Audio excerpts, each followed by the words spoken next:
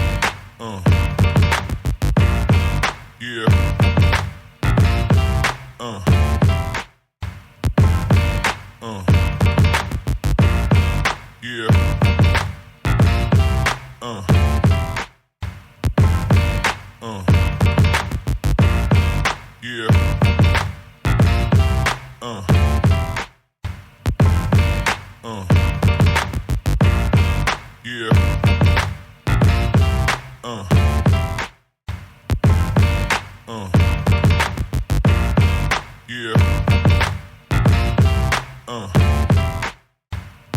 Salve, salve, estagiários, estagiárias. Vamos. Chegamos para mais um Estagiários Podcast. Ao meu lado, Thiago Maroto. Ô, Magnético, vamos pra cima, hein? Hoje, papo incrível. O off aqui já tava muito bom. O off já tava muito bom e quando o off tá muito bom, meu, On, o on esquece. vai ser melhor ainda. Vamos pra E cima. eu sempre falo, né, Thiagão, quando a gente chega, coisas boas acontecem. Vambora. E a gente sempre vai se superando a cada semana, elevando o nível Step dos by step, convidados. né? Exatamente.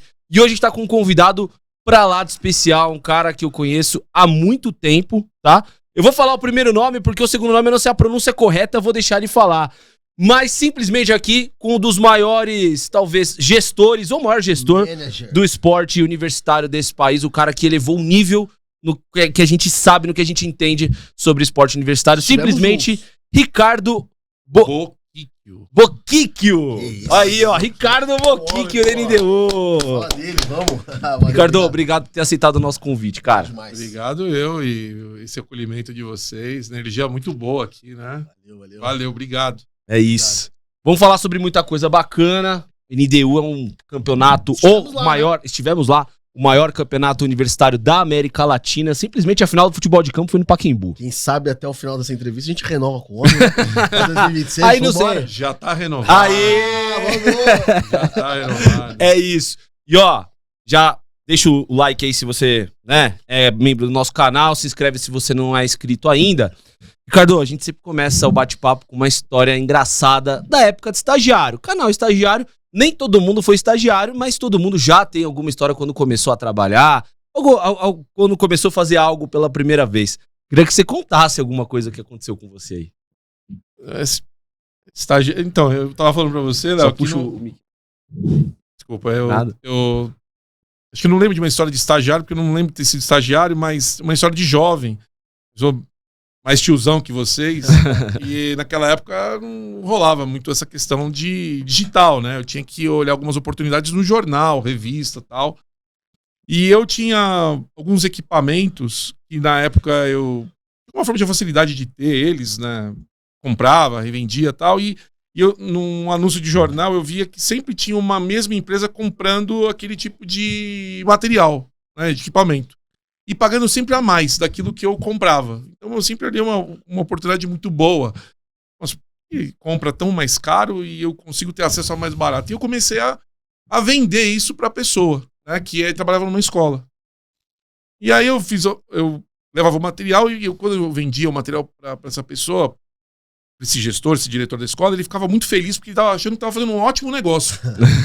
Ele achava que ele ficava assim, ele me agradecia, eu era garoto, acho que 16 anos, 17 anos, e ele, puxa, muito obrigado, você tá me ajudando muito e tal. E aí, vinha a semana seguinte, o anúncio estava lá, eu ia lá e abastecia de novo. E ele sempre me agradecendo. Aí um belo dia eu tava lá, eu tinha terminado, a gente não tinha mais equipamento para vender, eu terminei. E eu falei assim, então, eu não tenho mais, eu sei que você tá publicando toda semana, eu não tenho mais equipamentos para te trazer, mas eu acho que você tá pagando um valor um pouco acima do mercado.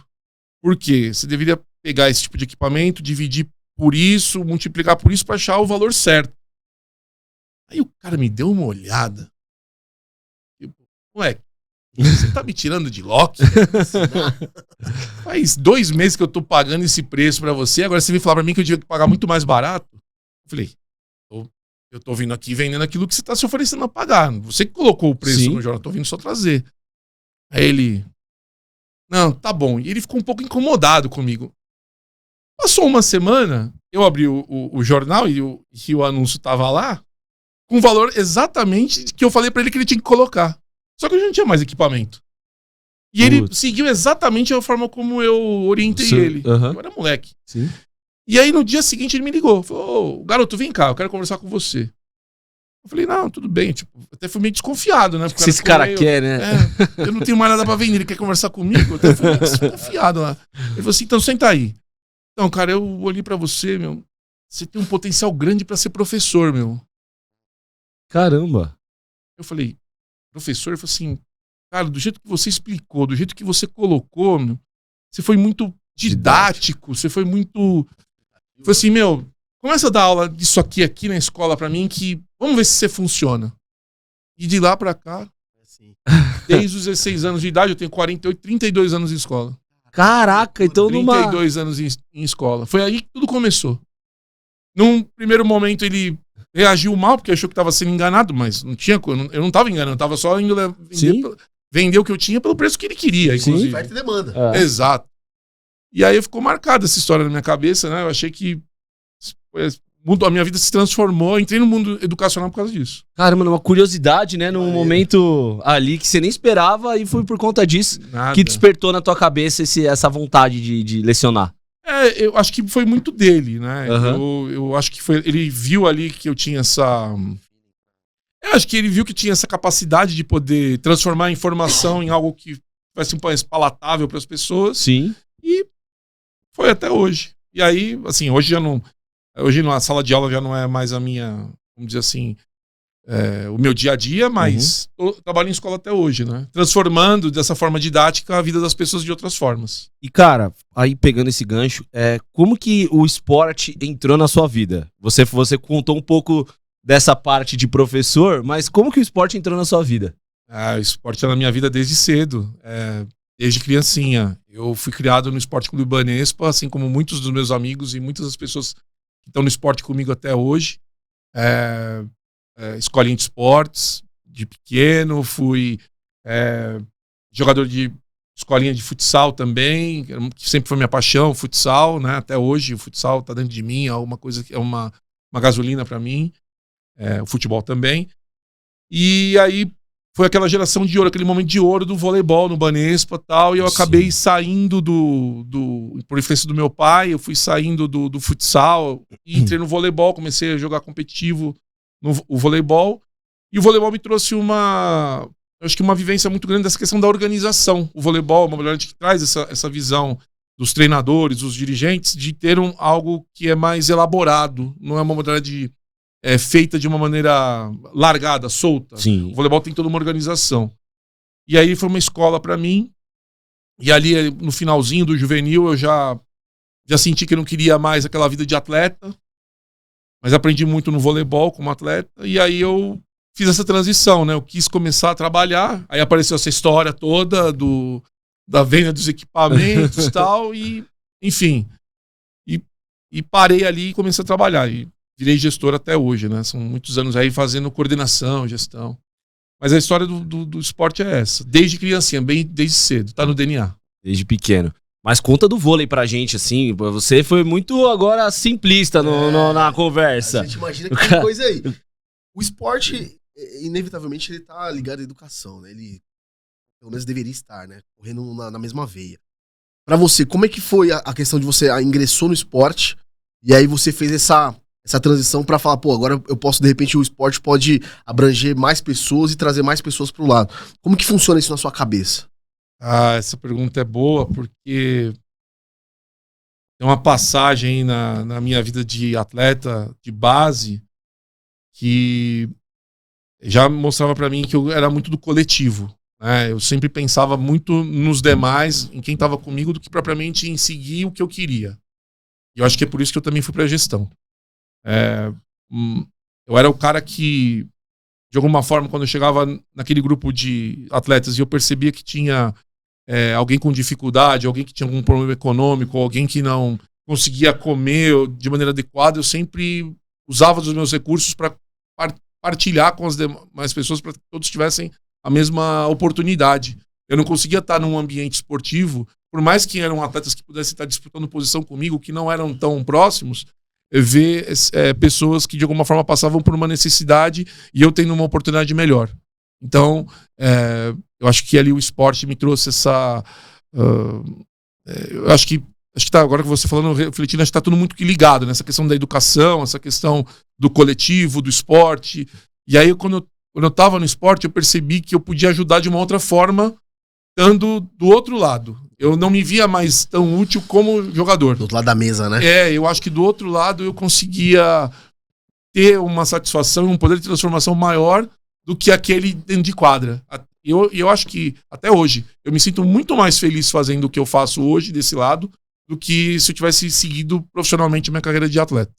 E, cara, e aí a gente vai chegar nessa questão, porque pra nossa audiência, com certeza tem muita gente que de repente te conhece indiretamente. Que nem a gente tava batendo papo no off aqui. É impossível. Então, o Ricardo foi, só pra audiência entender, ele foi o responsável, alguns anos atrás, de fazer aquela parceria Corinthians-Unip. Tô correto? Sim, isso mesmo. Então, muita gente De que jogou. muito sucesso. De muito sucesso, porque durou muitos anos.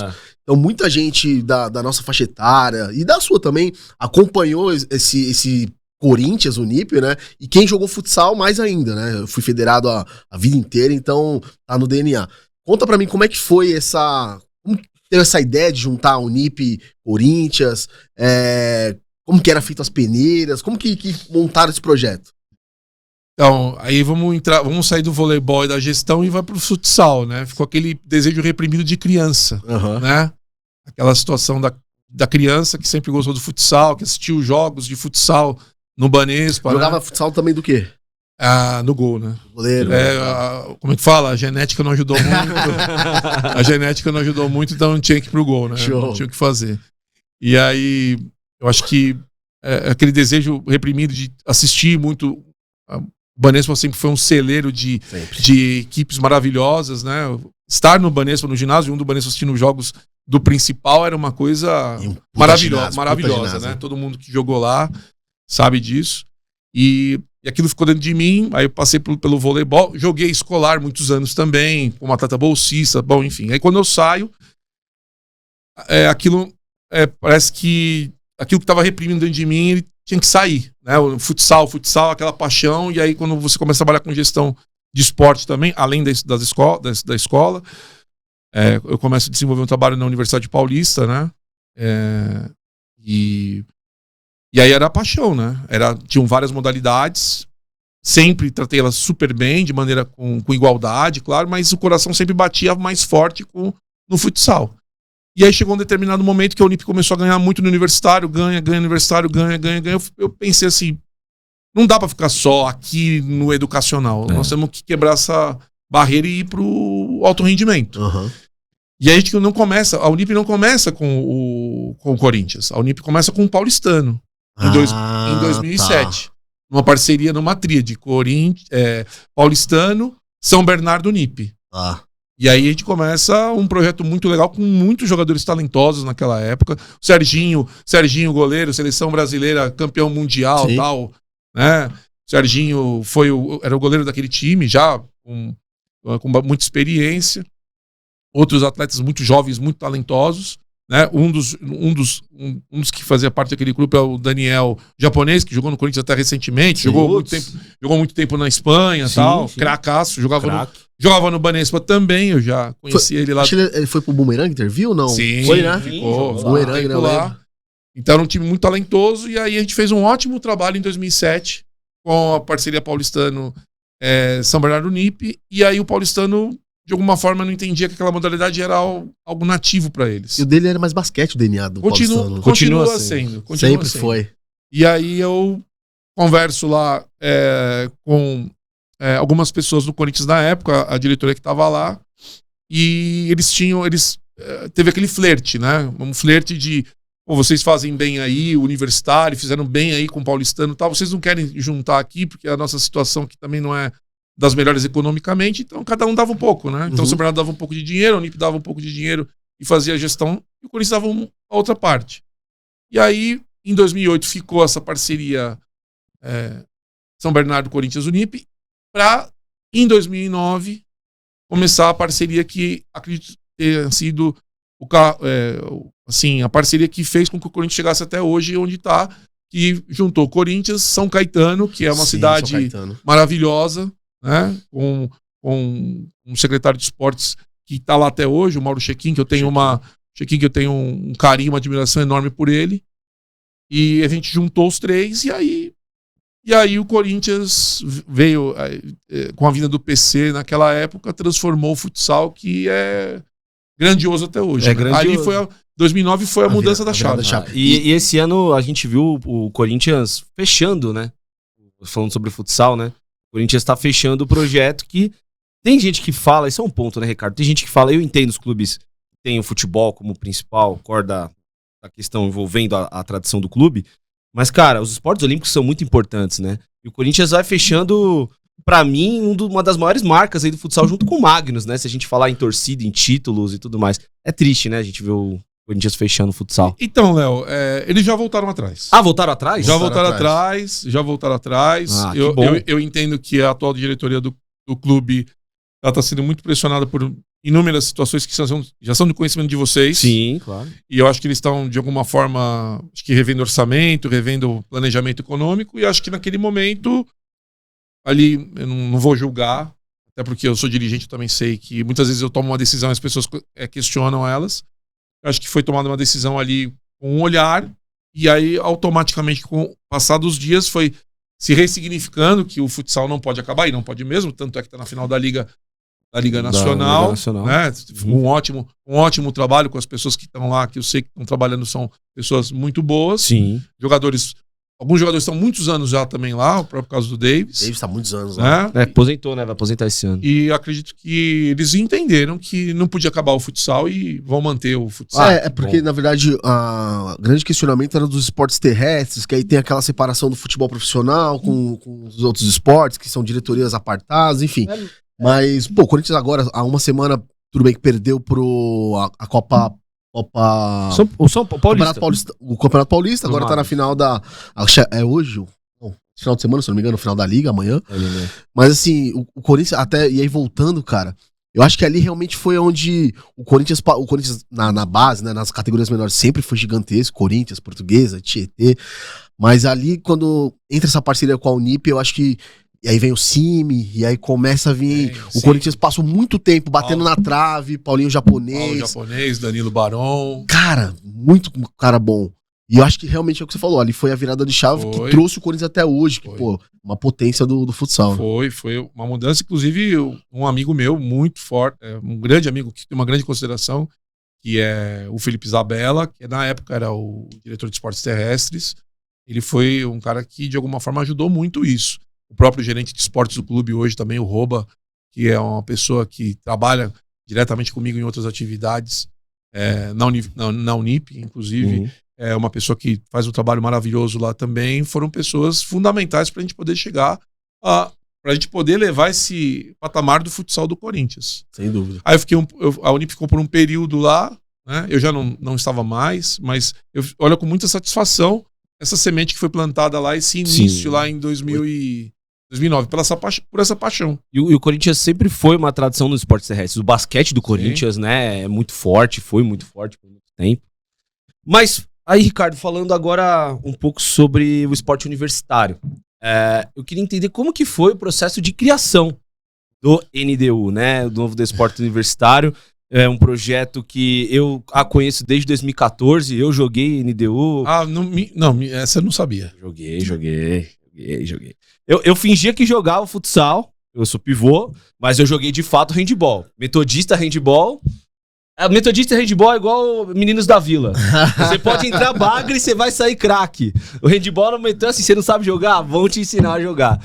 Eu joguei NDU também, cara. E assim, eu peguei todo o processo. Óbvio, NDU já existia, mas eu peguei esse processo, assim, de uma forma absurda. Não, O processo de realmente de ver o patamar, né? Que o processo de evolução. É de ponta a ponta. Pegou lá pegou na planta. Exato. E agora tá com varanda gourmet, tá bonito, churrasqueira. Agora é outra Agora é parada. outra coisa, irmão. E aí, cara, eu queria entender como que foi esse processo todo da criação do NDU.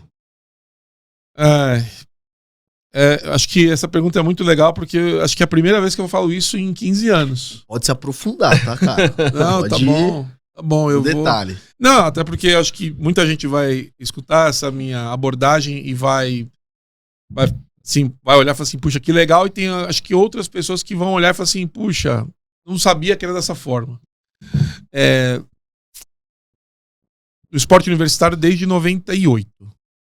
Desde 98. E eu tive muitas influências e aprendi muito com muitas pessoas dentro do esporte universitário. Eu não nasci pronto. Eu tive a capacidade de observar muitas pessoas e tentar extrair delas o melhor que eu via nas boas práticas. Então, por mais que, de alguma forma, eu não tivesse amizade ou sinergia com aquela pessoa, de alguma forma eu sempre olhei o que tem de boa prática, o que tem de melhor, qual é o néctar dessa pessoa que está no esporte universitário. E, de alguma forma, eu fui absorvendo isso com aquilo que já vinha, eu falei, da infância. Aquele DNA esportivo, de querer fazer, a história que eu falei do voleibol, de sair da quadra para ajudar na gestão. Então, foi foi juntando tudo, né? E aí, a Unip jogou por muitos anos a federação local aqui, né? E a Unip ganhou muitos títulos, né? A Unip ainda é uma grande referência. Eu não tô mais vamos dizer assim, eu não tô mais no front, até porque eu tô quase tendo outras atividades, mas naquela época, em 2000, foi 2004, 2005... Era FUP ainda naquela época? Era FUP, né? Era. Em 2004, 2005, houve a desapropriação do terreno físico da FUP, lá na Zona Norte, do lado do Center Norte. Joguei nesse campo. E agora virou um grande estacionamento de escolas de samba, né? E aquele terreno tinha um valor muito grande para mim, emocional, porque foi ali que a gente jogou muito e ganhou muito, né? E aí quando o prefeito eleito, José Serra, ele entra na prefeitura e ele desapropria a FUP fica sem sede, o esporte universitário começa ali aqui em São Paulo, nós estamos falando de nível estadual. O esporte universitário começa a enfrentar um grande problema. Por quê? Você tem um equipamento e você consegue fazer tudo ali dentro. E aí você perde aquilo, você tem que ter muita capacidade de gestão para poder fazer, realocar e assim, também fica uma questão dos atletas e das atléticas, dos dirigentes, de manter aquilo que existia, porque ali era um lugar de congressamento das universidades. As pessoas ficavam o dia inteiro assistindo jogos lá dentro. Tinha campo, ginásio, era exatamente, era um complexo. Então, e aí fica aquele sentimento de perda, um luto. Sim. Né? E naquela época, eu acredito que a gestão que estava, e eu não vou criticar aquela gestão de forma alguma, não é esse meu ponto, eu acredito que ela não teve os recursos, o suporte para fazer com que perdesse aquele terreno e vamos continuar de uma outra forma, né? Continuar utilizando outros equipamentos. E aí a FUP ela foi perdendo espaço, perdendo notoriedade, perdendo participantes, perdendo equipes, e aí chegou num determinado ponto ali no final de 2008 tal, que a federação estava numa situação muito delicada com relação à atividade. E aí, de alguma forma a gente entendeu ali, nós da universidade entendemos que precisava ter algum tipo de iniciativa nova. 2009 foi um ano de transição ali, foi um ano de transição de gestão da FUP, né? E aí em 2010, eu lembro que eu volto de viagem de 2009 para 2010 e alguns treinadores da USP, isso é muito importante ser citado, porque aí onde é que tudo começou, né? Alguns treinadores da USP, tanto do futsal quanto do futebol de campo, e aí tem essa questão do Corinthians, das pessoas enxergarem como é que a Unip fazia o esporte universitário e tal, me procuraram e falaram assim, por que você não monta uma competição, por que você não faz alguma coisa que de alguma forma seja nova, tá precisando, tal, alguma coisa mais profissional. E aí no começo ali eu fiquei até reticente. É porque eu tava muito na vibe de ser dirigente de equipe profissional. Você já tava com essa... Eu já tava... O mindset já tava ali no em outra futsal, coisa. Exato. E aí eu lembro que o Fábio, que era um dos treinadores da EFI, falou assim: Ricardo, você precisa estar nesse lugar aqui, montando uma liga dessa, porque a gente precisa. Não vai ter, né? E aí eu falei, tá bom. E aí o ND é fundado, com algumas atléticas, 22 atléticas na época. Sim. E aí ele começa de uma forma, o futsal sempre muito, de novo, o futsal, muito representado, futebol de campo. E eu falei assim, vamos começar a fazer isso? Então vamos fazer bem feito, vamos fazer direito. E aí, fazer direito e... Depois de 15 anos, agora vocês entenderam como ficou. E eu lembro que quando eu entrei na Atlética, a gente falava sobre NDU, eu entrei em 2014 na faculdade, fiquei trancado em 2015. E aí eu vou citar aqui, você não precisa falar, tá? Mas assim, chegou uns caras numa tal de Liga Nacional. E eu lembro que a galera na Atlética falava assim, pô, é um projeto bacana, tal, NDU. Eu falei, gente, vocês têm que entender uma coisa. A NDU, ela veio com um propósito, e isso é de um ex-atleta que jogou. Cara, fazer um campeonato legal, um campeonato competitivo e organizado, que é o que as atléticas queriam. Porque se é pros campeonatos aí, até muitos inters que existem por aí, arbitragem ruim, quadra péssima, sabe? E aí a NDU começou a tratar o atleta universitário da forma que ele merece. Cara, a gente não promete mundos e fundos, a gente promete uma competição muito bem organizada e vocês vão ser tratados da forma que vocês merecem ser. Então, cara, eu briguei muito com a galera em relação a isso, porque eu falei, cara, a gente não pode sair da NDU. A NDU veio, isso foi 2013, 2014, né? Se falar hoje em dia, nem se fala. Mas só queria deixar esse elogio, porque eu peguei essa época e realmente é muito bacana. Obrigado, Léo. Mais uma surpresa, não sabia dessa também não. Eu não tive o prazer de jogar NDU, porque eu sou mais antiguinho, né? Então, quando eu escolhi, na verdade, ir pro caminho mais profissional ali, de federação e tudo mais, joguei até meus 21 anos. Mas eu queria ter tido esse prazer pelo que eu vejo que é o GNDU. A gente esteve muito próximo, né, agora nesse ano aqui. E, cara, eu acho que o detalhe principal é esse, a organização.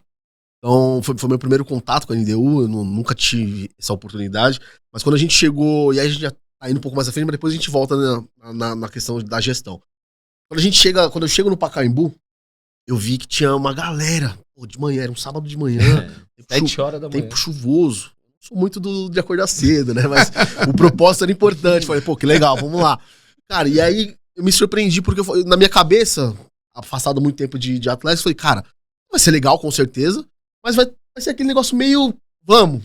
Cara, chega lá, o negócio é totalmente profissional. Então, e aí vem minha pergunta pra você. Qual que foi a principal barreira quando você iniciou esse projeto da NDU, de entender e falar assim, gente, o modelo é esse aqui. Uma coisa é você falar, outra coisa é fazer acontecer. Exato. Qual que foi os impeditivos, ou como que você estruturou para o negócio ser profissional, cara? Vou te dizer que ali é futebol profissional. Uma bela pergunta, muito bem formulada a sua pergunta. Viu? Parabéns, viu? Nossa, olha só, perguntas excelentes aqui. Isso é... Tentar ser rápido. A gente tem hoje nas escolas, nas faculdades de pedagogia, uma dissociação da educação e o esporte no território nacional. América Latina, de maneira geral, também. Então, você não tem o pedagogo, a educadora, enxergando a importância do esporte dentro do processo de desenvolvimento humano. Isso é algo que precisa ter alguém para conversar com o maior alto nível político do país, com os maiores líderes, e começar a ter uma reflexão sobre essa situação. Bom, se é dessa forma, o DNA do Brasil é assim, a gente olha o esporte como entretenimento e não como ferramenta de desenvolvimento. É o que acontece nos Estados Unidos. É justamente... todo mundo vai fazer o quê? Vai olhar para os Estados Unidos, né? Então, quando você olha os Estados Unidos, ou você pode olhar o esporte norte-americano, você inclui o Canadá também nessa conversa, você tem o cara que se forma na área de educação olhando que a arte, né, que as licenciaturas, que o esporte estão dentro da formação. Então não é opcional ter um ginásio, não é opcional ter uma pista, não é opcional ter recursos humanos para isso. Isso está dentro. O diretor de uma universidade, o diretor de uma high school, de uma middle school, né, ele já entende perfeitamente que o esporte está ali para desenvolver aquele indivíduo. Sim. Então, por isso que você vê uma potência. Então, você que jogou, você se desenvolveu na escola ou você teve que procurar um clube para jogar? Procurar um clube. Nos Estados Unidos você não procura clube para jogar. Sim. É draftado da... Você vai se desenvolver na escola e depois na universidade. E eles enxergam o teu potencial ali, Claro. e as coisas que você falou, associado ao ensino, né? Então, assim, e às vezes o cara não vai bem no ensino, ele perde a oportunidade de fazer parte daquele clube, daquela faculdade. Né? E aí, respondendo a tua pergunta, essa introdução ela é importante por quê? Para quem está assistindo a gente. Por que da dificuldade? Porque essas gerações de pessoas da década de 50, 60, 70, que é a minha, 80, 90, enxergam o esporte como? Entretenimento. E aí, quando eu falo de esporte universitário, eu lembro do qual entretenimento? É o intercursos, é a bebida, é a bagunça, A festa. é a briga e tal. E aí, quando eu entro em 2010, a primeira coisa que eu falo é assim, ó, isso não vai acontecer em hipótese alguma aqui. Isso não vai acontecer. Por quê? Porque eu tô indo para um outro caminho. Porque se normalizou esse comportamento. E isso é muito legal de falar, porque eu recentemente estava fazendo uma reflexão sobre isso. O escolar, ele tem um jeito de fazer. Certo. Você tem lá o professor de educação física, aquele espaço que é meio maculado da escola, né? Os pais em cima, né? Quando você vai para a universidade, você faz o quê? Ainda mais num país latino. Você é a minha cara, eu tô livre. Eu vou fazer tudo aquilo que eu sempre estava reprimido para fazer, agora eu vou fazer. Então eu quero beber, eu quero usar o pod, eu quero dormir de madrugada, eu quero... Som alto. Se alguém me provocar, eu vou revidar. Sim. Som alto, vou jogar de qualquer jeito. Então, como é que as empresas enxergam isso? Como uma coisa... assim, quero estar com vocês ou quero distância? Distância. A primeiro momento, na primeira ótica, distância. Até porque os gestores e os CEOs dessas empresas passaram por isso. É verdade. Então, quando fala de esporte universitário, o que o CEO lembra? A época deles de universidade. Bagunça. Eu vou me associar. Bagunça. Eu não quero isso aí. E os próprios reitores. Exatamente. Os reitores não querem ter proximidade com seus alunos atletas. Cara, Os reitores querem distância das atléticas. sim, eles querem. Por quê? Porque eu não posso unir uma imagem de bagunça com as minhas práticas. Porque eu sou uma instituição de ensino. Então não combina. Então, isso é um fato, isso aqui não é propaganda. Não é um texto que eu combinei com vocês antes. Não. Isso é totalmente Real. o que eu sinto. O NDU, ele vem com esta filosofia que você falou aí, Léo, as coisas mais assim, fazer com que o esporte universitário seja levado de maneira séria. E aí eu tô aprendendo na prática, uma coisa que de novo, a idade vai ajudando a gente nesse sentido, que isso leva muito tempo. Leva muito tempo para desconstruir essa imagem. Sim. Muito tempo. Muito tempo. Sabe o que eu costumo falar, Ricardo? É que pra você desassociar, é meio que você tá comandando um transatlântico. Pra você fazer uma mudança de direção, que é cultural, institucional, leva até Décadas. décadas, até o cara entender. Eu vou ser categórico e reafirmar. Esse ano eu tive a oportunidade de fazer uma transmissão no Premiere de futebol, né? Do Campeonato Brasileiro. Cara, obviamente guardadas as devidas proporções, mas na transmissão que o Léo, que inclusive que é meu fiel escudeiro, que fez essa ponte pra mim estar lá, e agradeço a você também mais uma vez a oportunidade, cara, era exatamente o que o futebol profissional faz na televisão. Cara, uma boa arbitragem, boa qualidade de imagem, uma reportagem excelente, equipamentos da primeira qualidade. Então assim, você tava no Pacaembu, só faltou ter aqueles 40 mil lá, porque... E a qualidade do jogo é muito boa também. E o Ricardo falou um ponto importante aí, porque eu fui presidente de Atlética, né?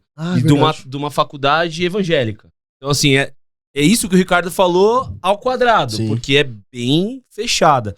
Lá a gente tinha piscina, a gente tinha quadra, e quase que a gente não podia utilizar quadra. Eu também tentei fazer dentro da minha gestão uma gestão séria. No final, eu fiquei lá entre DGE e presidente quase 5 anos. No final, eu já tinha conseguido liberar a piscina para mostrar. Isso é um processo de desconstrução muito difícil. Detalhe, nós éramos alunos e poderíamos usar o espaço.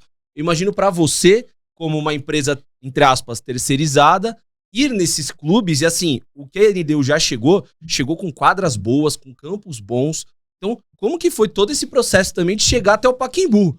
Porque hoje é legal a gente ver o Pacaembu, falar, nossa, não, mas esses caras aí também, no story, o dinheiro deles... No story fica bonito, no story do Instagram fica bonito. O dinheiro deles, mas cara, lá atrás, quem eu vivi esse processo, eu sei como é que foi. E desde o primeiro momento foi pensado nisso. Como que foi vocês conseguirem toda essa qualidade também de espaços e convencer a galera que esse poder de convencimento é complicado? Mais uma pergunta muito bem formulada, viu, Léo? É assim, como começou tudo? Lá em 2010, justamente com a questão da reputação que eu já tinha no mercado com relação ao trabalho que eu já fazia já através da Unip, eu consegui, de alguma forma, abrir portas dos parceiros que, de alguma forma, enxergavam que o que eu estava tentando fazer era sério.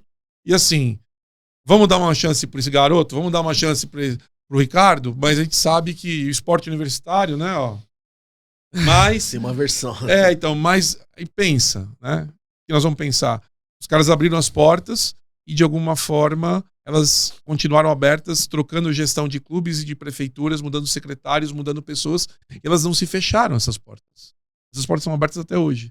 Eu tenho um orgulho enorme de olhar 15 anos com o basquete feminino do NDU jogando dentro do Paulistano. 15 anos. Isso é um motivo de muito orgulho. 15 anos usando um dos mais tradicionais ginásios do Brasil. O Antônio Prado Júnior é uma coisa maravilhosa. E assim, por quê? Acho que é a questão da reputação, Léo. Reputação. Se tivesse alguma coisa, alguma mácula, alguma coisa que fosse errada, se o trabalho não fosse bom, se tivesse esquema, se tivesse alguma coisa obscura. Entendeu? Não teria chegado onde chegou. Teria porta de entrada, mas rapidamente se fecharia. Mas como a gente sabe no esporte, Sim. As portas abrem, tem grandes problemas e fecham. E aí eu queria te fazer uma outra pergunta que assim, e acho que é mais curiosidade. Como é que foi a sua primeira conversa com um primeiro patrocinador? Além da reputação que ajuda, obviamente, mas o que fez brilhar o olho do cara? Olha, eu já conversei. Então são duas coisas distintas. Parceiros e patrocinadores. Sim. Os parceiros sempre foram acolhedores, muito pelo vínculo pessoal que tiveram comigo. Né? Porque a pergunta do Léo é muito assertiva. Por que eu tenho que abrir a porta do meu clube, da minha cidade para o esporte universitário? Então, quando eu vou lá e mostro, isso é uma coisa que é falado nas reuniões do esporte universitário hoje, assim, a minha preocupação hoje não é nem mais com a competição. Minha preocupação hoje é fazer com que essa pessoa se desenvolva emocionalmente, que essa pessoa seja melhor através do esporte, para que ela possa ocupar um lugar na sociedade de maneira mais pacífica, de maneira mais, uma visão mais coletiva, para que ela não, de alguma forma, sofra dos males que nós estamos vendo da atual sociedade. Né? Então, você gerar vínculo social, você fazer o cara entender que perder faz parte, ele entender que ele precisa respeitar o próximo, que existem regras. Uma geração que está subindo que não entende que são regras. Tem limites. Até porque em casa as famílias não impõem regras. Eu trabalho em escola há muitos anos, eu digo isso com muita propriedade. Nós temos um grande grupo discente hoje no Brasil que, devido à questão de querer gostar, ter vínculo com o filho, quer manter um vínculo através de proporcionar o melhor para ele, muitas vezes não o corrigindo. Sim, né? E aí você tendo, o NDU hoje é uma ferramenta para esses 13 mil atletas, uma ferramenta que de alguma forma vai transformar eles em melhores pessoas para o futuro. Tem em casa, no mercado de trabalho, no trânsito. Então eu já vejo a minha preocupação hoje é quantas pessoas estão lidando com a saúde mental hoje, indo treinar toda semana, indo jogar o NDU, competindo. Isso me dá hoje uma profunda sensação de prazer também. Sabe? Eu, como educador, eu vejo o quanto esses atletas hoje eles têm um calendário de fevereiro até dezembro. Atividade o tempo todo. Automaticamente excluem de possibilidades negativas, né? Que é formar o cidadão, né? De certa forma. E aí você falou, tem duas diferenças, parceiros e... Voltando, parceiros e patrocinadores. Os parceiros, por isso que eu acabei de explicar, eu acho que eles veem isso de uma maneira muito... Está consolidado. O parceiro nenhum hoje questiona o NDU. E, obviamente, existem contrapartidas. eles não abrem as portas de graça. Uhum. Né? Você tem que ter toda uma contrapartida econômica, você precisa pagar para estar nos lugares. Mas eu entendo que não é pela questão do dinheiro que nós estamos lá, porque o que se arrecada nessas locações, desses aportes que nós fazemos nos clubes, não vamos dizer assim, Pra manter o espaço. É irrisório. é irrisório. Não, totalmente irrisório. Totalmente irrisório. Mas é um valor dispendioso para a entidade, Sim, isso não há dúvida. Sim. Para o clube, não. O clube vive de outras fontes de renda. E os patrocinadores, eu conversei com muitas empresas ao longo desses últimos 15 anos, mas muitas empresas. Imagina. Muitas empresas. E cada uma colocando justamente se vou me associar a isso, mas até onde? Tenho muito interesse, é muito promissor, mas não sei. E aí agora de 2 anos para cá, que você começa a ter empresas que elas acreditam na causa, né? Uhum. Então você começa a perceber que realmente o mercado começou a olhar diferente, até porque tem pessoas que estão no mercado e que jogaram o Nideu. Que é o mais legal. Você é um deles. Eu aí, ó. sou um deles. Você é um deles. Campeão, tá? Série D, handball. Campeão. Ó, a reunião que eu tive na Red Bull foi exatamente isso que nós estamos conversando, aconteceu justamente na mesa. Uhum. Essa foi a conversa. Conta um bastidor dessa reunião. Essa reunião foi muito legal. Conta pra gente. Essa E a reunião Red, foi e a Red Bull top. tem completamente um link com o público do NDU, que é um público jovem, né? Sim. A Red Bull, bom, em primeiro lugar, que eles são extremamente acolhedores, pessoas muito legais, as pessoas que estão lá, né, Bárbara, o Gabriel, são pessoas, assim, gosto muito deles, e eles estarem onde estão e olharem o que o NDU é de fato. Né? Então, quando você, assim, um deles jogou, viu toda a transição, viu a evolução, viu onde chegou e falou assim: realmente tenho propriedade para falar que isso não é uma bagunça. Uhum. Tenho propriedade para falar que isso é organizado, que isso é sério. Né? E para mim foi maravilhoso, né? Escutar o que eu escutei, a forma de entrada da Red Bull dentro do NDU. Vocês estavam lá no Pacaembu, como eles ativaram muito bem a experiência dentro do... Total. Né? Foi muito legal, muito bonito durante o dia inteiro. Então, assim, pegando o gancho da Red Bull e dos patrocinadores, eu tô sentindo lá, teve uma patrocinadora no dia lá do Pacaembu também, ficou super feliz de estar lá, de sentir. Eu falei assim, nunca imaginei que a experiência fosse tão legal, como o jogo é emocionante, como tem vida, como a gente sente o jogo, né? Eu acho que vocês estavam falando, Total. não era uma coisa Uma imersão. morta, não, tinha, você vê que o atleta tinha sentimento ali jogando, entendeu? Demais. E interessante do esporte universitário, eu acho que é isso, todo mundo tem um time do coração, mas o seu link às vezes é com seus familiares. Você vai no estádio com seu pai, com seu filho e tudo mais, tem aquela questão toda. Na faculdade é diferente. Você torce pelos seus amigos. E isso que é interessante se a gente analisar na América do Norte, sobretudo nos Estados Unidos. Que os caras são mais torcedores das universidades do que das franquias. Essa paixão do torcedor americano, né? Você vai num jogo da NBA. É uma energia dentro do ginásio. Você vai num jogo de basquete numa faculdade norte-americana, é outra energia e é outro sentimento. Exato. NBA, os norte-americanos, eles têm pavor com trânsito, pavor com estacionamento cheio e tal. Deu 4 minutos, 3 minutos, pode começar. Olha o jogo. Esvaziar, né? Olha o jogo. Uhum. Pode estar apertado o placar. Os caras começam a subir e vazar. Assim, é um torcedor. Claro, você sente aquele frisson, Sim. as pessoas gritam e tal. Mas é uma relação. É uma relação. A relação com a universidade, o cara estudou na universidade. Ele tem senso de pertencimento da universidade. Exato. Então, eu que né? já fui pra inúmeros jogos da NCAA, eu já fui inúmeros jogos. Inúmeros. É massa, nunca Inúmeros. Eu já fui. Vocês podem. Se você fala, Pergunta uma faculdade aí que eu se vou. você fala que foi pra Duke ou North Carolina, eu vou ficar mais seu fã ainda. Duke e North Carolina são adversários diretos. Exato. Eu assisti jogo Clássico. em Duke. Puta que Eu não fui, apesar de ter sido uma faculdade que eu gostaria muito de ter visitado, até pela questão do Jordan. Uhum. Né? Eu não fui. É. Eu fui pra Durham, que é. A Duke é lá, no meio de uma floresta.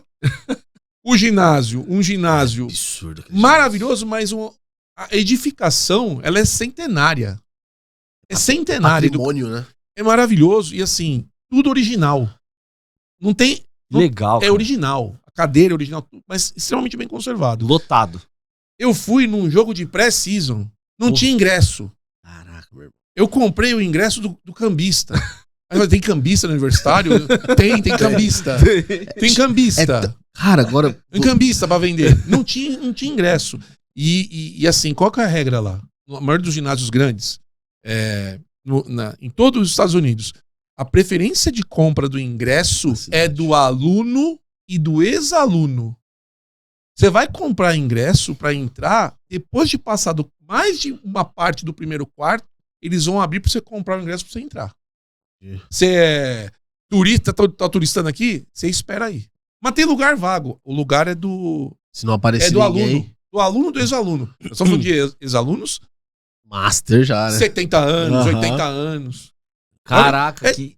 É absurdo. E a energia absurdo. é muito... Você acha que você sente uma energia muito mais de torcida, assim, América do Sul Quanto mesmo. mais o interior dos Estados Unidos, mais raiz, energia. Sim. Mais caótico é o ginásio de Cara, eu não vou esporte universitário. Eu não vou, Legal. eu não vou no lembrar. interior dos Estados Unidos. Eu não vou lembrar agora, peço desculpa, mas tem uma faculdade, um college muito no interior, que ele falou que é quase que meio que um faroestezinho assim, só que, cara, a cidade é uma cidade pequena e o ginásio estrondoso.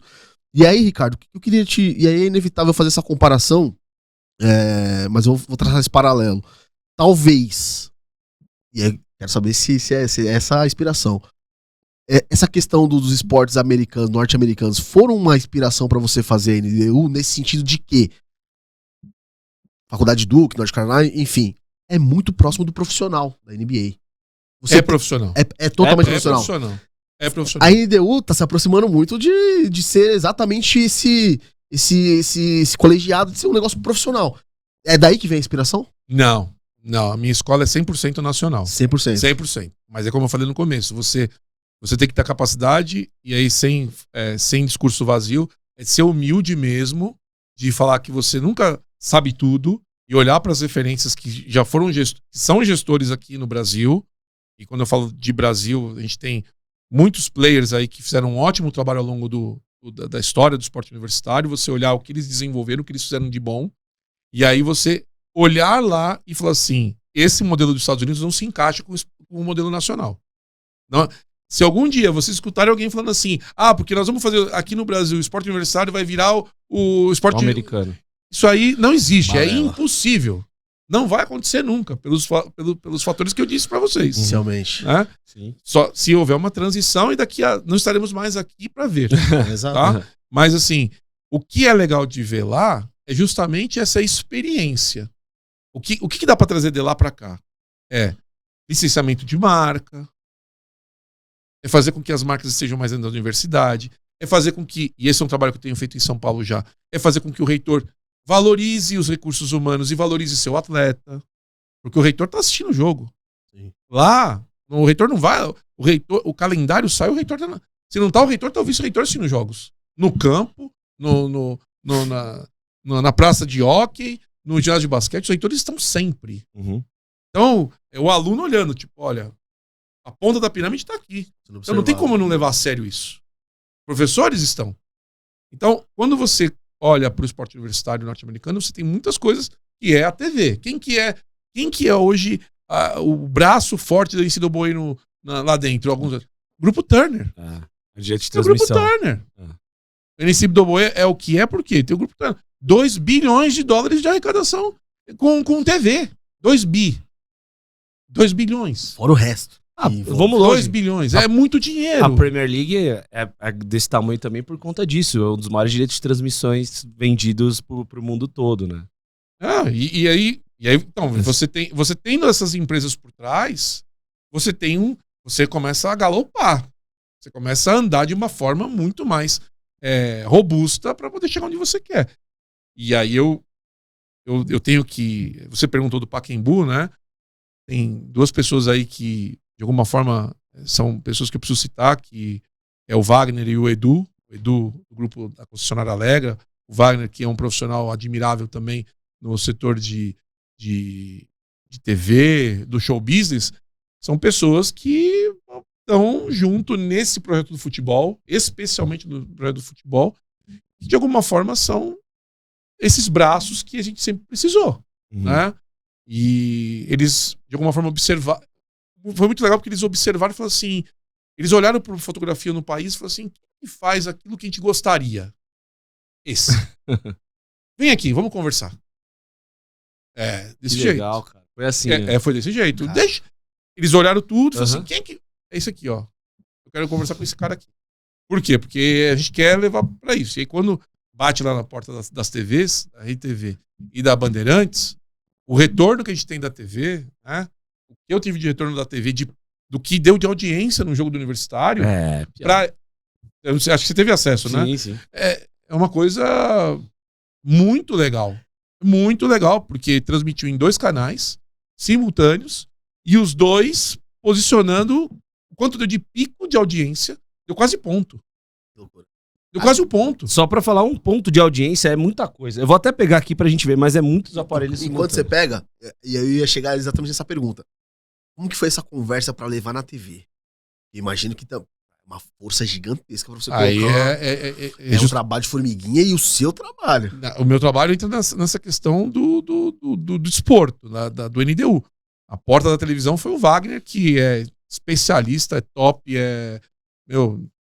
um amigo. Ele e o Edu são 2 amigos, pessoas que... O Edu Barelas. Tá o Edu Barelas são 2 pessoas que o esporte me deu de presente como amigos e cada um com a sua característica, cada um pensando de um jeito diferente, mas todos em prol do mesmo lugar. O Wagner abre a TV e assim, com entusiasmo, com a paixão de fazer assim, ó, isso aqui tem que estar na TV. E aí quando a TV começa a olhar isso, ela fala assim, nossa, eu não sabia que existia isso. Não sabia que tinha isso. Exato. E aí, o que é muito legal, assim, no primeiro dia, no dia 2 de novembro, que é a primeira inserção no Pacaembu, a TV vai. E aí eu ali, né, bem low profile, não me apresento, fico quieto. Aí eu vou no repórter, né? Ô, tudo bem? Você tá precisando de alguma coisa? Uma água? Aquela chuva, né? Quer um guarda-chuva? Não, tá tudo bem. O que você tá achando? Ele, nossa, muito legal, não sabia que tinha isso. Ele nem sabia quem eu era. Eu queria saber, orgânico, sabe? E aí? Tava esperando, tipo, não gostei, tinha uma bagunça. Não. Nossa, muito legal, né? Bacana. Aí o câmera falou assim, eu não sabia que existia isso. Aí faz muito tempo? Eu começou esse ano. Eu falei, não, já tem 15 anos. Nossa, muito bem, tá muito organizado, hein? Aí eles começaram a fazer o quê? A cobertura. Não sei se vocês acompanharam. Eles começaram a fazer a cobertura semanal e começaram a colocar na grade da RTV. Foi pro jornalismo, foi pro programa de esportes. E aí eu começando com o rapaz da RTV pelo WhatsApp, o quanto isso para eles foi significativo. Eles gostaram. A TV gostou dessa experiência, né? Então também tinha que ter uma pessoa para costurar lá dentro da TV, ó, tenho reputação, eu sei o que eu tô falando e só tem espaço. E aí o espaço foi aberto e a TV tá bem satisfeita e a gente vem em 2026 aí com certeza com muitas outras novidades de TV aí aberta para o esporte universitário. Isso é bem bacana, só o que a gente tinha falado, mais ou menos 200 mil pessoas assistindo seria um ponto de audiência, né? Seria mais ou menos 200 mil pessoas. Então, pelo menos 100 mil pessoas ali estavam assistindo a final da NDU, que é muito bacana. E aí, você bateu no ponto que, assim, vai estar acontecendo isso, né? As pessoas que estão jogando vão se tornar profissionais, porque estão fazendo faculdade, estarão logo menos nesses cargos. Ainda esses cargos das TVs são ocupados por pessoas da velha guarda, mas aos poucos. Eu conversei com a menina do Band Esportes, que estava fazendo social media, e ela jogou. O namorado dela tava jogando. Mentira. Exato. Me conta essa história. Agora você me conta essa história aí. Cara, ela tava cobrindo, ela falou, a gente fica tão bem, a gente é entusiasta de cobrir o NDU. E ela contou pra mim, falou, cara, e aí a galera tá de dentro da Band, ali no caso do Band Esportes, liberou elas pra irem cobrir e falou, cara, tá dando certo, pode ir fazer mais vezes. Então, que legal. É bem bacana, cara. Eu conversei com ela ali, eu não sabia. Foi bem bacana. Tava jogando a final o namoro dela ainda, pela Poli. Que bacana. E aí, cara, bate nesse... Eu acho que é interessante a gente falar sobre isso, né? Daqui pra frente, a gente viu a NDU, esse processo de 15 anos de muito sucesso. Como você enxerga a NDU daqui pra frente? É possível a gente ver de fato, o que você falou lá no início, pô, eu queria, de repente, uma parte profissional, a gente sabe que a Unip é muito forte, tá jogando em NDU já há bastante tempo. Como que você enxerga esse pulo desses atletas universitários podendo ir para o cenário profissional? Nos esportes de quadra, a gente vê isso bastante até, né? O campo é um pouco menos, mas também acontece. Como que você enxerga esse pulo cada vez mais real, né? Hoje já temos algumas modalidades. O rugby, por exemplo, hoje o NDU é um celeiro de atletas para as seleções de rugby. O rugby, nós temos... Eu até queria fazer acho que é importantíssimo que eu fale isso. Antes de responder a sua pergunta, Léo, o núcleo do NDU, nós temos eu tenho uma equipe muito, muito potente de profissionais. Eu tenho um profundo respeito, um carinho enorme por eles. Não são meus funcionários, são meus amigos. São pessoas que eu tenho muita afetividade e uma consideração que eu vou levar pro resto da minha vida, né? Eu quero citar aqui Pedro Henrique, o Cassiano, o Leonardo Marinho, que é o nossa cabeça pensante no esporte, o Luiz Pires, que é a cabeça pensante da comunicação também, e que também segue a organização do rugby. Ele, que também é apaixonado pelo rugby, ele construiu uma estrutura do rugby que tem muitas atletas femininas e masculinas que, de alguma forma, a confederação enxerga potencial e acaba levando eles para clubes e para seleções. Tem atletas que jogaram em NDU que estão na seleção brasileira. Então isso que você está falando, de maneira tímida, já acontece. Tímido. Para que isso seja a granel, para que isso seja... Voltamos ao começo da conversa. Que é o quê? As reitorias precisam entender que esporte universitário não é entretenimento, não é festa, não é intercurso, é ferramenta de formação.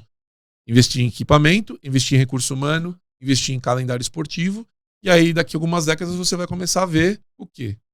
Esses atletas começarem a adentrar ao esporte de alto rendimento com um volume muito maior do que é hoje. Entendi. Enquanto isso, eu acho que fica tímido, porque eles dependem muito deles mesmos para se desenvolverem. Exato. Hoje a realidade ainda é essa, né? A realidade é essa e eu não vejo isso avançando muito rápido. Mas eu tenho feito um trabalho com os reitores aqui em São Paulo. Os reitores também estão tendo que desconstruir essa imagem da bagunça. Cara, e aí, toda essa conversa que a gente tá tendo me remete... Imagino que você deve ter sido capitão de várias equipes. Quando você tem esse perfil... Líder. Cara, me parece, né, se eu estiver errado, um cara mais agregador e que nem você falou, você tá do outro lado do balcão agora. Como que a gente pode fazer, cara, pra replicar isso pra mais pessoas? Essa é uma das suas funções como um docente, né? Como alguém que leciona. Como que a gente pode treinar mais pessoas a fazerem isso e tangibilizar isso daí? Mais uma pergunta muito boa. Eu tenho que dar as estrelinhas depois. Vai ter 5 estrelas aí pra vocês. Que é isso, aí sim. Não, perguntas boas. Eu entendo, eu estava também refletindo sobre isso. Como estou ficando velho, estou refletindo cada vez mais sobre as práticas. Eu acho que tem alguns fatores, né? Isso não é da minha cabeça, isso é literatura. O indivíduo, ele é formado resumindo, existem mais fatores, mas assim, os fatores psicossomáticos, os fatores psicogenéticos, ok? Então, você olha para você e fala, esse meu jeito divertido, comunicativo, vem da onde? Meu pai, da minha mãe, do meu avô, da minha avó. Você vai encontrar alguém na sua infância. Na árvore genealógica. Você vai encontrar alguém. Tipo, referência. Você vai encontrar. Então, eu vejo muito esse pilar da questão psicogenética e das experiências vividas. Tá? Então tem esse fator, a liderança, muitas vezes, ela pode estar lá dentro de você por questões genéticas. Né? Eu tenho já na árvore alguém que... Mas isso também não quer dizer que seja um fator determinante. Mas aí, também para investigar todas as gerações que você teve lá, você não vai nunca saber. E aí você tem a questão do meio, né, das experiências, né, daquilo que você, de alguma forma, ou foi impulsionado a fazer, de maneira compulsória, tipo, se vira, que foi um pouco o meu caso em algumas coisas, e aquilo que é de dentro de você da iniciativa, tipo, eu quero fazer. Mas também tem pessoas que querem fazer e não têm a disposição para fazer. Então eu prefiro consumir conteúdo. Na geração de hoje, eu prefiro consumir conteúdo e ficar mais protegido das minhas emoções do que propriamente me lançar para fazer alguma coisa e de alguma forma ter o fracasso, ter a tristeza, ter a chateação. Tomada de riscos, né? Não quero viver sob riscos. Então, quando você tem esses fatores psicogenéticos e esse tipo de querer fazer, de querer se lançar, de viver, você vai tomar bote, você vai cair no chão, você vai ter tristeza, você vai fracassar, tal. E se você consegue aprender nisso, acho que esse é o ponto que eu queria chegar para você. Se você aprende nesse momento, você dá passos largos para ter uma visão de liderança. Só que dentro disso, líder é do coletivo. Eu não conheço ninguém que foi líder sem ter visão do coletivo. Eu não estou falando nem de cuidar do coletivo. É uma visão de eu entendo a coletividade. Líder que é líder, ele tem que ter é plural, não é singular. É pra poder equiparar todo mundo dentro da mesma... É por aí. Então, dentro do que eu te falei, aí você vai montando o seu quebra-cabeça. Fatores genéticos, aquilo que você se lança, que você tem iniciativa para fazer, ou que você teve que viver de maneira compulsória aquilo. Você teve que viver isso. E aí o que você aprendeu com isso? Tem pessoas que passam por isso e fazem o quê? Ficam na dor, ficam no veneno, ficam tristes, ficam deprimidos. E não que eu não estou invalidando esses sentimentos. Sim, sim. Você está falando de liderança. Se eu aprendo isso, eu quero estar nessa função, né, de gestão, você dá passos largos também. Você, como eu falei agora há pouco, você galopa. Uhum. Você vai... Porque você acaba tendo essa visão de empatia, né? Você viveu e aí você, de alguma forma, também não quer que... Não que você não quer que a pessoa... Você não queira que a pessoa também passe por problemas. Mas, de alguma forma, você vira um facilitador, né? Um conselheiro, um cara que pavimenta vias. Né? Você... É muito forte, às vezes, você, livre-arbítrio, faça, mas, se você fizer isso, pode acontecer isso. E quando acontece, mas aquele cara me avisou. Isso ganha muito, você tem muito... A pessoa começa a criar vínculo por você. Entendeu? Cara, eu joguei tempo e acho que 90% das equipes que eu passei, eu fui capitão também. Então eu tenho muito essa visão de entender que às vezes você dá o direcionamento e aí cabe a pessoa entender se ela vai ou seguir ou não, né? Às vezes você facilitar o caminho é melhor do que deixar a pessoa tombar, você sabe que ela vai tombar. E aí a minha próxima pergunta é o seguinte. Como que tá no radar da NDU abrir para mais estádios, seja Morumbi, Allianz? Existe essa conversa já de mais estádios além do José Daniel, do Pacaembu? Essa pergunta é legal também porque, assim, o Pacaembu, ele é um equipamento maravilhoso, histórico, e ele tem uma simbologia emocional para muitas pessoas. Muitas. Que sempre foi, apesar de ter sido a casa do Corinthians, eu acho que ela também, em alguns momentos, recebeu outro. É um estádio, vamos dizer, mais neutro. Uhum. Né? Então, quando a pessoa vai ao Pacaembu, ainda mais depois da reforma, ele está mais atualizado para os tempos atuais. Dentro da agenda do Pacaembu, a prioridade sempre vai ser usar o Pacaembu, e sempre que o Pacaembu estiver disponível, utilizaremos o Pacaembu. Sempre. Agora, nós aqui temos que entender que para o Pacaembu, ele, de alguma forma, pagar a operação dele e, de alguma forma, pagar tudo aquilo que já foi investido lá, ele tem que ter uma agenda comercial. Uhum. Muitas vezes, muitos munícipes, e eu não estou criticando os munícipes que criticam o Pacaembu, não é esse meu ponto. Muitas vezes os munícipes, eles não entendem que para o Pacaembu ficar do jeito que está hoje, ele teve que sofrer muitos investimentos da iniciativa privada. Sim. E, obviamente, quando você tem a intervenção da iniciativa privada num equipamento público, é claro que não vai ficar do jeito que era antes. Sim. Então você vai ter que, de alguma forma, se adaptar para que aquele espaço que está muito bonito, que está muito...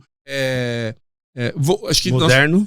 Voltando ao que era, acho que quando ele foi inaugurado há décadas atrás, ele possa receber a população. Então, se tiver agenda para alguns momentos, e o Pacaembu entender que a gente consegue... Agora, vamos falar aqui entre nós. Vamos imaginar que a final do NDU está marcado, as semifinais e as finais estão marcadas da Série A, que já vem com novidades para esse ano que vem. Numa data que a TV falou assim, é essa data, e é esse horário, e é essa grade. e o Pacaembu tiver com um show, sei lá de quem, do Roberto Carlos lá no dia, e não tiver como colocar, e é totalmente compreensível e tá tudo certo, o ND não vai poder voltar pra trás. É do Pacaembu pra cima. É do Pacaembu pra cima. E aí, o custeio é alto? É muito alto. A operação pra fazer um jogo no Pacaembu é altíssima. Eu imagino. É altíssima. Então, o Allianz é a mesma coisa. A Neoquímica, a mesma coisa. E assim por diante. O Morumbis, a mesma coisa. Só que assim, eu já tenho que provisionar recursos pra, no meio da janela, olhar vai dar ou não vai dar. E aí, se não for no lugar... Mas o Edu e o Edu com o Pacaembu vai estar sempre envolvido no projeto, independentemente de estar no Pacaembu. A relação que eu tenho com o Edu, ela transcende a questão do Pacaembu. Não tem a ver com o equipamento. Sim, sim. É uma coisa além do... O Wagner também. É além da TV. Isso É uma coisa muito legal. Isso é muito bacana, né? Ver todo esse crescimento e as relações que vão se perpetuando em prol do esporte, que acho que esse é o principal. Falando do esporte, a gente tá chegando no final do nosso bate-papo e aquele recadinho importante pra nossa audiência. Ó, se você tá procurando suplementação alimentar, a Quantum é a solução dos seus problemas. Ó, vem aqui nesse QR Code, vai te levar até o e-commerce da Quantum, né? Usando o cupom estagiários20, você vai ter 20% de desconto. Repita. 20% de desconto usando o cupom estagiários20 em todo o e-commerce, tá? Então, ó, não perde tempo, vem nesse QR Code, suplementação dos mais variados. Creatina para você potencializar seu treino, suplementação pro adulto mais, pra articulação, para os ossos, enfim. Tem lá também. E o principal, até suplementação para ajudar na concentração. O EasyFlow é muito bom. E ó, o cupom Estagiários20 tá valendo pro ano que vem todo, mas ainda em dezembro, a Black Friday não acabou lá na Quantum, né, Thiagão? Cara, você que perdeu, eu não sei porque você perdeu essa oportunidade, mas se perdeu a oportunidade não tem problema. A gente vai continuar com a promoção do Quantifix até o final do ano. A Quantum vai disponibilizar para você o seguinte: na compra de um produto, 30% de desconto, 2 produtos, 40% e 3 produtos, 50% de desconto. E tem o seguinte, Léo, se você fizer uma compra de acima de R$200, frete grátis. Frete grátis no Vasco, pra todo o Brasil. Na faixa, Ponte Preta, todo o Brasil. Acima de R$300 você ganha um kit exclusivo pra presentear quem você gosta, quem você ama. A Quantum é nossa patrocinadora master, nossos inscritos ganham presente e o nosso convidado também. O convidado também ganha, tem um kitzinho da Quantum, Ricardo. Tá treinando, Ricardão? Olha, se eu te falar que eu tô acompanhando os stories lá, tá... viu? O bichão tá treinando, tá on. Projeto Verão tá... Vem forte pra 26? Eu precisava, né? Eu tava um pouquinho acima, né? Dá uma olhadinha no que tem aí. Já vou abrir aqui. Pera um pouquinho, deixa eu abrir aqui. Inclusive, a Quantum gosta sempre de estar presente no esporte brasileiro. Magnésio, muito importante. E aí, ó, por que não a Quantum no NDU em 2026, hein? Olha aí, só. Ó. Exatamente. Portas abertas. Aí, ó. Portas abertas. Creatina, muito importante. Só produto bom aqui, hein? Aí, ó. Bom, já avisa lá, ó, já avisa quem é da Quantum que eu vou abrir as portas para eles poderem conversar com o mundo universitário quando eles quiserem. Aí, ó, Brunão. Aí. Tá bom? Tamo junto, Brunão. Contato, né? Aquilo que eu falo, os estagiários estão fortes. Já convida ele, dia 31 de janeiro, Meliá Ibirapuera, que vai ser o nosso lançamento da temporada 2026. Sim. Com todo mundo lá reunido, com os patrocinadores. Estagiários vai estar lá, Ricardo. A gente não faz, então, né? A gente não faz um podcast de lá. Aí, ó, dia 30 eu tenho compromisso, família. Nem me marca. 31 de janeiro. 31 de janeiro? Meliá Ibirapuera. Olha, a gente nem tinha conversado. Nem conversamos. O pessoal vai achar que isso aqui é combinado. Não, mas tá com cara de combinado. Não, mas não foi combinado. Não foi. E é bom porque tá gravado, que ele não pode voltar atrás. Não vou voltar atrás. Não vou voltar atrás. Pode marcar, dia 31 de janeiro. A gente tem lá a reunião de lançamento. Depois, na sequência, tem uma competição de xadrez lá no mesmo lugar. É legal pra caramba.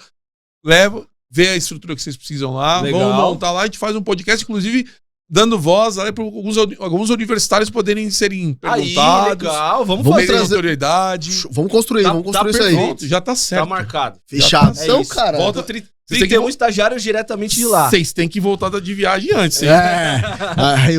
Amor, ouviu aí? Essa semana já tem até podcast também pra gente fazer. Então, fechado, então. É isso. Então, ó, pra gente finalizar nosso bate-papo, Ricardo, a gente falou sobre muita coisa, você falou sobre o seu trabalho, né?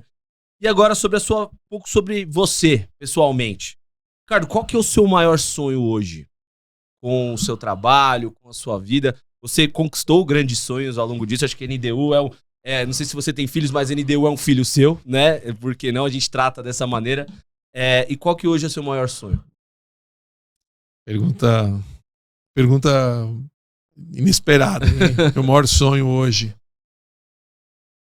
Olha, acho que o meu maior sonho é poder ver as pessoas que eu gosto e que eu me relaciono estarem bem e felizes. Esse é o meu maior sonho. Eu não tenho essa questão de o sonho do NDU, o sonho profissional. De alguma forma, o que me alimenta hoje, sendo muito honesto de novo, eu tenho uma sensação de prazer muito grande de poder ver pessoas que eu gosto, que têm sinergia e vínculo comigo, elas estarem bem, prosperando, sendo felizes e de alguma forma retransmitirem através de comunicação não verbal, no olhar, num gesto, que elas estão bem. Eu acho que isso para mim é o mais importante. E eu tô num momento, às vezes eu vejo acho que tem um perfil de um cara chamado João, eu acho. Eu não lembro o nome dele, que ele fica fazendo vídeos na rua, que ele encontra pessoas e vai ajudando pessoas com dinheiro. Já vi isso aí. Oi, tudo bem? Como é que você tá? Você pode me ajudar aqui, que eu não consigo pegar um lanche e tal, e a pessoa para pra ajudar, tal. Então, você fez isso aqui. Eu já vi. Aí ele abençoa a pessoa. Eu tenho uma satisfação de ver aquilo. Putz, eu também. É impressionante, aquilo me dá uma energia, e eu vejo que as minhas práticas estão muito alinhadas a isso no dia a dia, com alunos, com atletas, com a minha família. Então, eu acho que eu consigo sentir a dopamina sendo gerada nesses momentos. Que legal. Então, meu sonho, se você fala assim, meu sonho é terminar minha vida, minha existência, cada vez elevando mais isso, cada vez fazendo mais pelas pessoas. Massa. Então eu vou complementar a do Léo com duas perguntas que são as duas últimas da minha parte. O que você sente quando você fala NDU? Primeira coisa que vem na sua cabeça.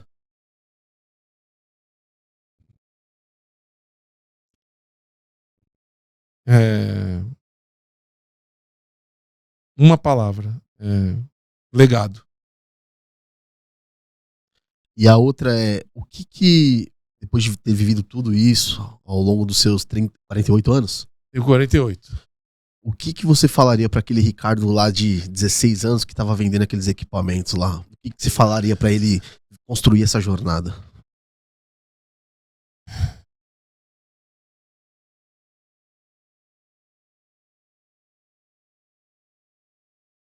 Eu acho que eu falaria para ele não ter dúvida daquilo que ele tinha que fazer, e que ia ser duro, mas que no final ele ia conseguir. Eu acho que é isso que eu falaria para esse Ricardo de 16 anos de idade. Cara, legal demais. E fala. Olhando essa câmera aqui, então, um recado para todo mundo que faz parte da NDU e todos os atletas que vão vir ainda fazer parte do projeto NDU. Sejam sempre muito bem-vindos. O NDU é uma casa que está por vocês. Ela pensa de uma maneira transformadora, que de alguma forma sempre vai estar preparada com organização, com respeito, com acolhimento, pensando no treinador da beirada da quadra, no atleta que entra lá dentro para poder ter uma disputa extremamente equilibrada. Eu acho que isso é uma das marcas que a gente não falou. O NDU é o que é, porque tem muito equilíbrio, né? As pessoas entram em quadra e ficam satisfeitas de jogar a competição, porque o nível técnico dentro de cada série, nós temos série A, B, C, D, E, F. Então, muitas séries com muitas equipes. Eu acho que o recado é: você vai conseguir se desenvolver, vai conseguir se enxergar dentro do seu nível, e com certeza lá no futuro tudo aquilo que foi vivido através dessa experiência vai fazer com que você seja, com certeza, um indivíduo melhor para a sociedade. É isso, cara. Legal demais ver sobre o Brilho no Olho falando sobre o NDU, o seu tempo que você cedeu aqui pra gente pra trocar esse bate-papo incrível. Imagina, isso foi um prazer. Com certeza elevou Quero um muita dia gente. voltar aqui. Nossa, convidadíssimo. Sempre aberto aqui. A gente Nossa. pode Casa aberta. cada 3, 4 meses aí fazer uma resenha diferente. Nossa. Eu brinco com o Léo. Vou te contar Não, um bastidor não nosso começa, aqui, ó. Meu A gente Deus do céu. precisa fazer um churrasco pra entrosar melhor, porque eu sempre falo assim, ó, é a minha Eu última. gosto de churrasco. Tá convidado pro Aí, nosso. não, mas não dá, Não, mas dessa vez eu faço. O João fica Show. doido com ele, velho. Eu faço churrasco. O João fica doido, o João quer ir no banheiro, João tomar e o Léo água. sempre querem me matar porque eu faço o seguinte: depois que eu faço todas as minhas perguntas, e aí sempre aparece uma última. Não. Não, teve uma com o Trajano. Eu vou contar, teve uma com o Trajano. Papo de quase 2 horas, aí o Thiago, não, mas a última. Aí beleza. Não, mas a última. Aí na 6 terceira eu falei, últimas. não, pelo amor de Deus. Agora é a última. Dá um spoiler de 26 aí pra quem tá vendo esse podcast. É um spoilerzinho de novidades. Você falou que vai vir muitas novidades. Pelo menos umas 2 aí pra gente, vai. Vem marcas aí. Vem marcas aí. Vem mais, com certeza, obviamente eu não posso revelar ainda, mas mais cobertura. Nós vamos investir cada vez mais em comunicação, vamos investir cada vez mais em dar visibilidade para os atletas, para os treinadores. Aliás, vocês são uma das ferramentas, né, que já estão cobrindo lá de maneira orgânica. A gente não tem nenhum acordo para isso, mas junto com vocês mais muitas outras iniciativas e crescer. Já a gente bateu de novo o número de equipes inscritas aí, mais de 1.000 equipes pro ano que vem. Cara, mais de 1.000 equipes. E vamos em frente aí. Cara, tem Série F no futsal masculino, Série E no futsal feminino. É muito legal o VNDU dando espaço pro esporte masculino, pro esporte feminino, pra galera. Pra geral. E principalmente um trabalho muito bem feito. Ricardo, cara, gratidão de verdade, que bate-papo incrível, assim, foi legal pra caramba. As redes sociais é NDU Brasil, né? NDU Brasil. E a sua? A minha é ri.boquiquio. Ri.boquiquio. Aí, ó. Bom, depois pra eu explicar o sobrenome aqui não vai sair. Então, depois quem tá com curiosidade joga lá e vai achar. Que vai aparecer. Vamos deixar na aparecer descrição. o Deixa na Boquiquio. descrição Vou deixar o na arroba do descrição, homem aí. mas no algoritmo ele acerta, tá? E Segue lá o NDU primeiro que vai aparecer depois o Ricardo. Dia 31 tamo lá, vambora. Dia 31 tamo lá. Se você gostou desse podcast, se inscreve, curte, comenta, compartilha. E até a próxima, galera. Valeu! Hey!